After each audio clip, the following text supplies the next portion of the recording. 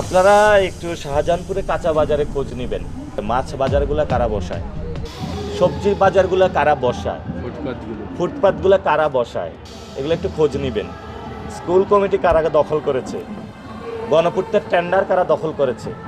তো উনি যদি দূর করতে চায়, ওনার প্রথমে ঘর থেকে এটা শুরু করতে হবে। ইনশাল্লাহ আমরা চাঁদাবাজ, দুর্নীতি এবং সন্ত্রাসের বিরুদ্ধে আমরা একটা এখানে ঝাড়ু মিছিল করব। এই ঝাড়ু মিছিলে আমরা দুর্নীতি, চাঁদাবাজ, যারা সন্ত্রাসী রয়েছে ওদেরকে ধিক্কার জানাবো। কয়েকদিন পরে আমরা ঝাড়ু মিছিলটা করব। তো অনেকেই আমাকে একটা প্রশ্ন করছে যে আমি শুধু চাঁদাবাজের বিরুদ্ধে নাকি বলে যাচ্ছি, আমরা কি করব সেটা নাকি বলছি না। আমরা বাংলাদেশের স্বাস্থ্য ব্যবস্থা করতে চাই, বাংলাদেশের শিক্ষা ব্যবস্থা করতে চাই। আমরা নতুনভাবে ব্যবসায়িক যারা রয়েছে তাদের একটা সুন্দর ব্যবসার পরিবেশ করে দিতে চাই। এবং আমরা হলো যে রাজনৈতিক সংস্কৃতি যেটা চাঁদাবাজ, দুর্নীতি কেন্দ্রিক, সেটাকে বন্ধ করতে চাই। এবং আমরা এখানে যে গুম খুন হয়েছে সেগুলো বন্ধ করতে চাই।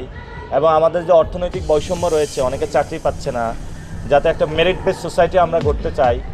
স্কুলে যাতে লবিং বেস কোনো বাচ্চা ভর্তি করাতে না হয় সেটা আমরা বন্ধ করতে চাই। সবার সমান অধিকার আমরা নিশ্চিত করতে চাই।